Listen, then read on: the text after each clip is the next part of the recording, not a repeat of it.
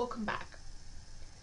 Here we're talking a little bit about a really important aspect of communication, which is listening and reflecting.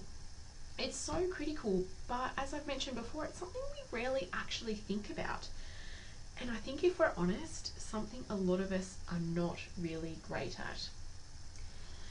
There's a lot of different figures that are thrown around. US research shows that we spend more than half, as much as 80% of our day hearing, but actively listening only about half the time.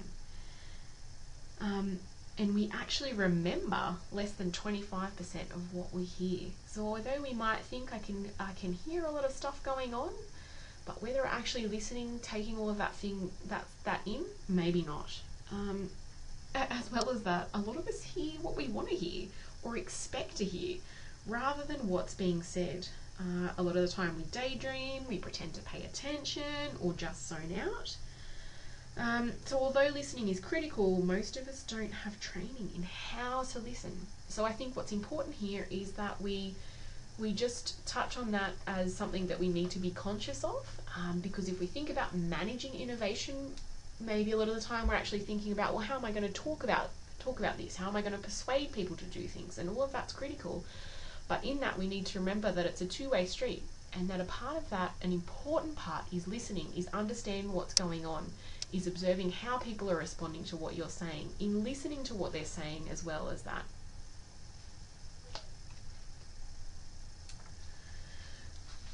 What's most important here is just to highlight and recognise that there's a difference between hearing and listening. We might hear a lot, but are we actually listening? Hearing is the biological process of receiving sound, but listening is a process that involves a message going through. So receiving that message, paying attention to that message, perceiving that message. And what's important there in that perception is that we put it through the text. He talks about a strainer, and this is about how are you screening what you notice, how are you screening out what you're actually paying attention to, how are you screening out what you're not paying attention to. So that's really important to think about that. Think about yourself and having a filter there, and what is it that you're actually filtering, and why that's important is because then you're sometimes hearing what you want to hear rather than what's actually being said.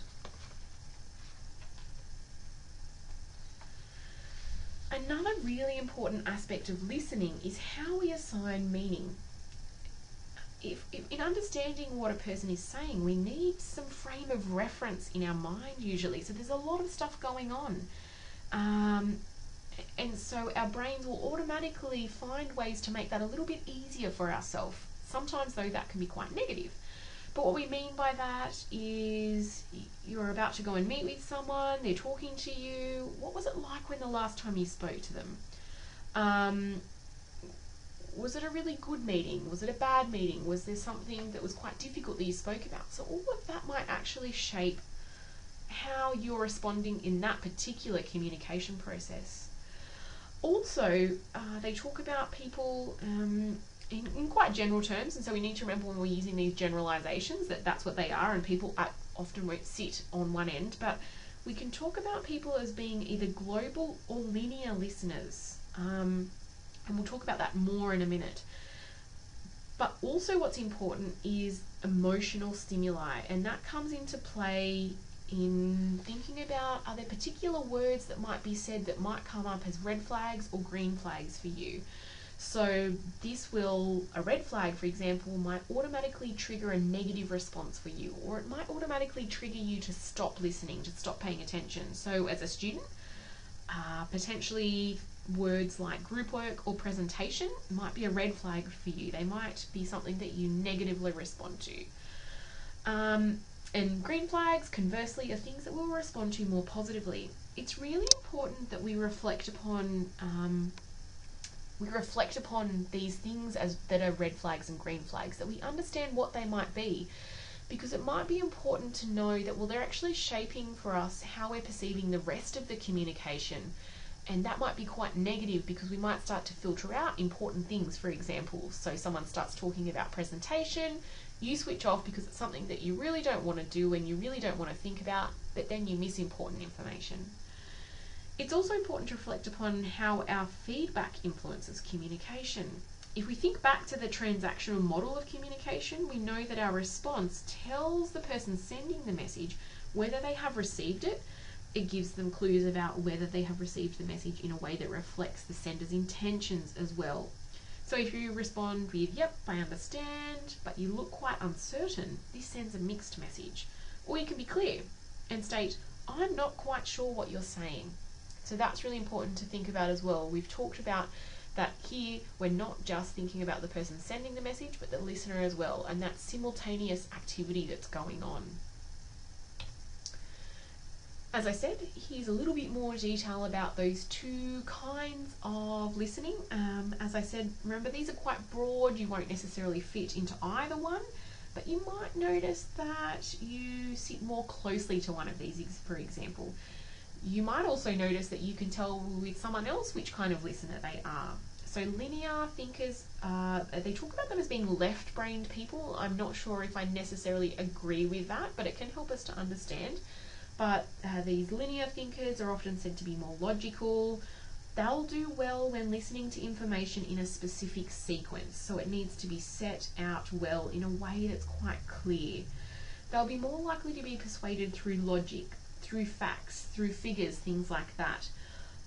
They'll tend to take things at face value, so that means more literally rather than thinking about abstractions and generalizations. They won't add much to the communication process if someone's a linear listener. So what this means then, if you are potentially someone who's trying to manage an innovation process, maybe you're a communicator and you know that you're speaking to one of these people, how you structure that message, how you set it up, the kinds of words you use, all sorts of different things that you'll need to do in your communication process might mean that you need to make sure you break it down into meaningful chunks. That you need to try not to focus too much on emotive language and things like that. That might be better received by this kind of thinker. Then we've got the global thinkers, and these are talked about as people who are more creative and more visual, and they will listen well when information is presented to them in concrete ways, using visual things, spatial, seeing examples, focusing more on intuitive aspects of it. They will want to hear more about the big picture, that general stuff, rather than getting down to the specific description. We've touched a little on this already, but it's really important. This is about that feedback part of the transactional model. So this is about how we show that we've understood what another person is communicating. We can do this through the reflection of feeling. Often this is done via mirroring. So if the other person is quite upset, your tone of voice, your facial expression as a receiver, and the kinds of sounds you make can demonstrate to them that you understand that they are upset, that you are on the same page. Another really important part of reflection is through paraphrasing. This is a great skill to have in any interaction, but particularly in things like group work, at uni, and in the workplace. If you can summarize what someone's just said to you and you can do it well, then that actually demonstrates and means you've understood what they've said and you understood what they've wanted to say, not just what you wanted to hear. It can help the communication process too, because it says to the original sender, they understand what I'm saying, and not just do they understand, but they're actually interested, paying attention and listening to what I'm saying. So that can facilitate a more effective communication process.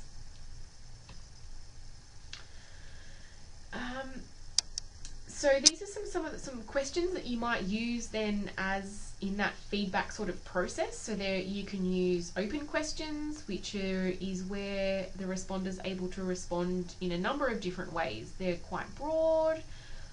It might be just to, things like, can you tell me a little bit more about that? Or I'm really interested in what you said about that, things like that. Closed questions then are fill out. So this is where the responder would often be more specific. So it might just be a yes or a no, or it might be a specific question.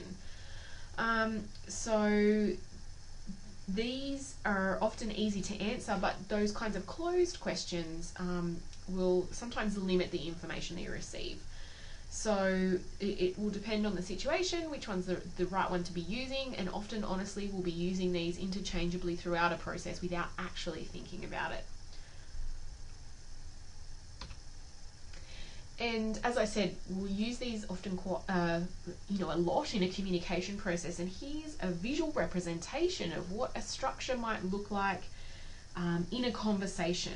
And this is particularly important to think about, well, if you're working with someone and you want to get some information out of them, which of these might be sort of most effective, or the things, or sometimes it won't actually be a conscious decision. But if we start from the top left, and the sequence starts at the bottom of each picture, so we can see there in that funnel sequence that it's starting out with more concrete, simple ideas, and then beginning to go more broad in the kind of information that's being presented and discussed.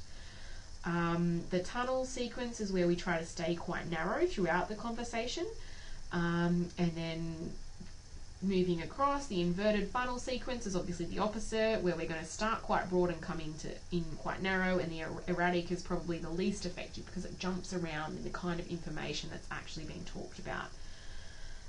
As I said, these sequences often happen without us thinking, but we can actually plan for this. We can think about, how am I going to keep the conversation going? Who am I speaking to? Who am I listening to?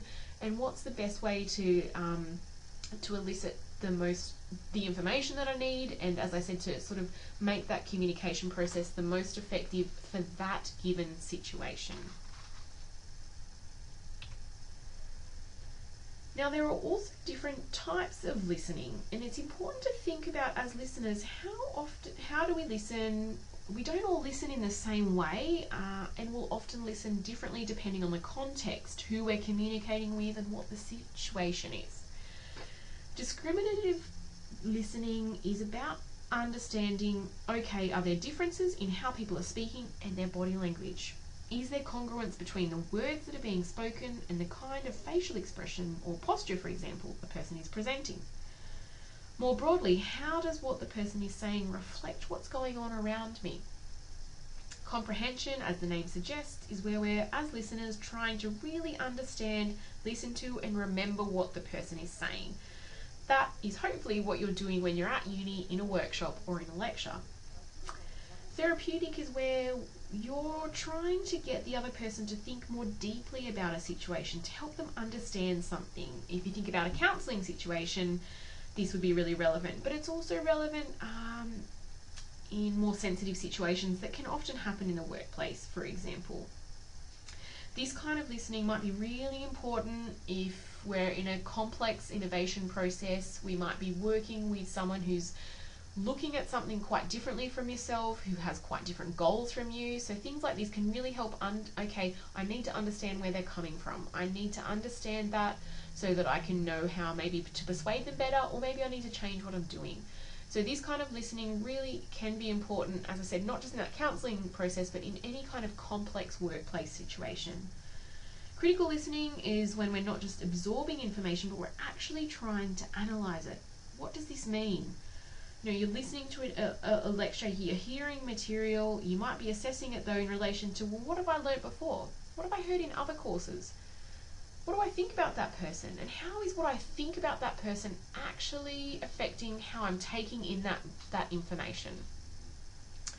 Appreciative is just when you're sitting, simply enjoying a message. So think about something like when you're sitting around catching up with a friend. And compassionate is when we're trying to understand perhaps conflict in a situation, to see different sides of a disagreement. This is when we'll be trying to be really open-minded, not pass judgment, just trying to get the lay of the land really and figure out what's going on.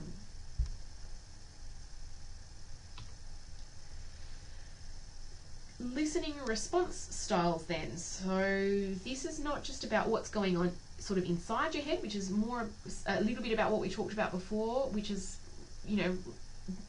about sort of what's the person thinking as well as what they're saying. And this part here, listening response styles, is how you as a listener are actively involved, actually involving yourself and responding in the situation. So active, this is when you're non-judgmental as you listen. You figure out the key ideas, you're trying to create a mutual understanding, paraphrase, feeding back, reflecting, things like that. A recommendation style is, and you've probably known some of these people who, rather than just listening, actually want to give you advice and tell you what to do.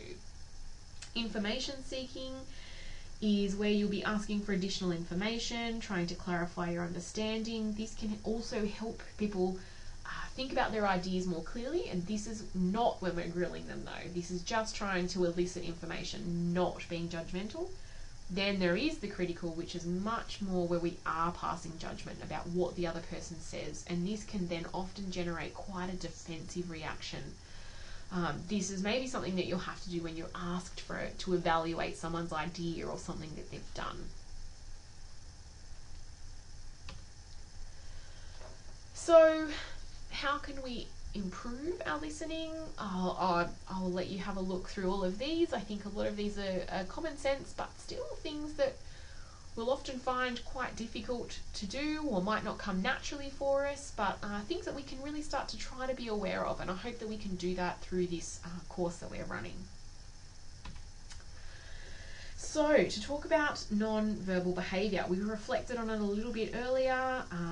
It's so much of our communication happens through non-verbal behaviour. Some research suggested potentially 93% of all meaning in social situations comes from our non-verbal. So this means that it's not just the words that we're saying, but all of those things that are going on around us. Now we've got to remember that non-verbal behaviour, they talk about it as operating in clusters. So this means we won't just be paying attention, for example, to someone's facial expressions, but the whole package there. So their facial expressions, how are they sitting? How close to me are they sitting? What are they wearing? What's the workplace context that's going on here? Are they smiling at me? So all of that, we will observe as humans. We naturally take all of that in and we make kind of a judgment on that. What does that actually mean?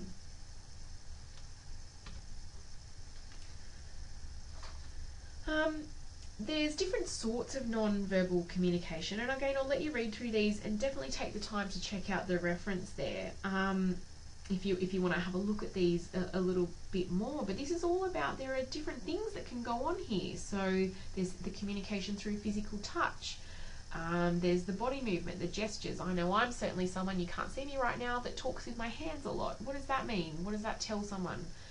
There's the proxemics, so that's about the personal and the social space that's going on. You know, that's when you walk into someone's office. Is their office really neat and tidy? Is it really well decorated? How does that affect how you perceive their communication?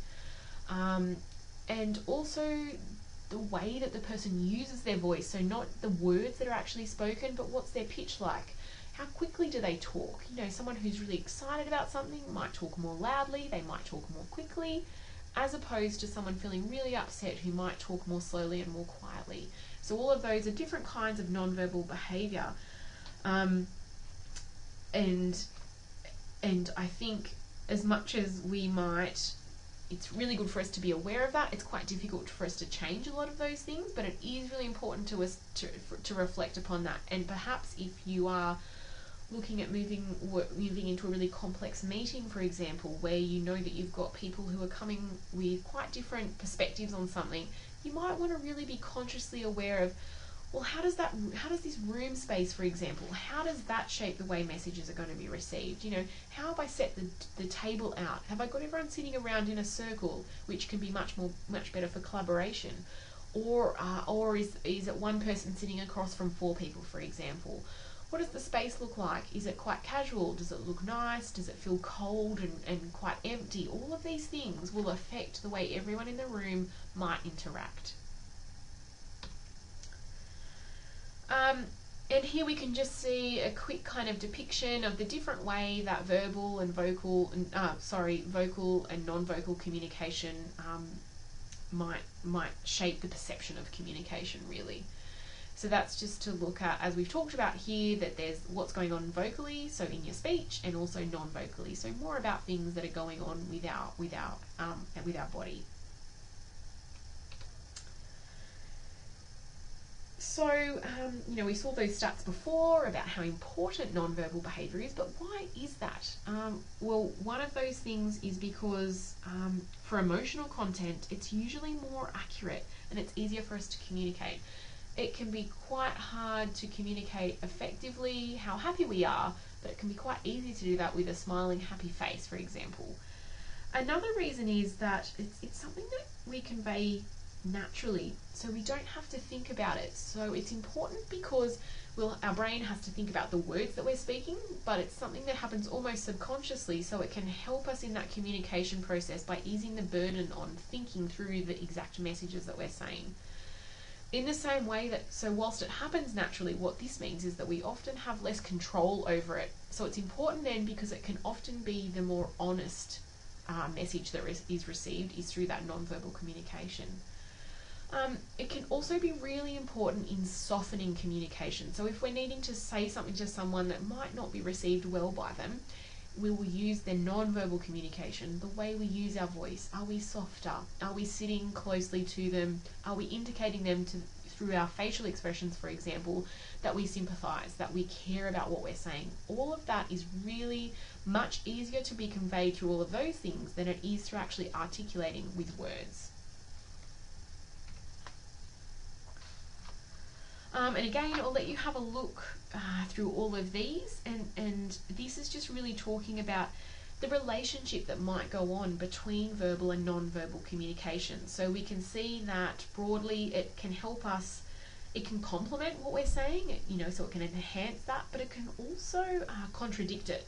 So that can be quite challenging if you're lying, for example, or saying that you're something that you don't quite believe in. So a lot of different things there, and absolutely you can have a look at the reference again if you would like to read a little bit more about the different purposes there that non-verbal communication has. And here's some further and more explicit detail then about how non-verbal behaviour affects communication, and this table provides some examples. So for example, when someone looks away from us while speaking, the message could be that they're hiding something, but it might also be that they're uncomfortable in the communication process. So as I said earlier, some of these things are quite, I guess, Australian-centric, so or probably American as well, or often quite similar. So it's important to think about, arm crossing, head touching, where on our heads that we're touching, whether we're touching someone else and how we're touching. All of those things could be perceived quite differently depending on the context that we're working in, both particularly national context, but potentially even more in as well in organisational context. There might be in a smaller organisation where people naturally are comfortable sitting quite close to each other, where personal touch is accepted. Might be quite different if we're working in an organisation that's much more formal, for example.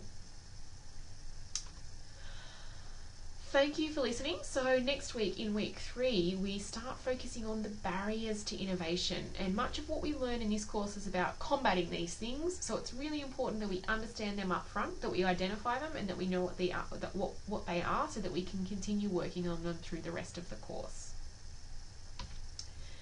And here are all of the references that have been used in this online lecture if you'd like to do a little bit more reading, and I recommend that you do so that you get the kind of full depth from what we're talking about. Thank you.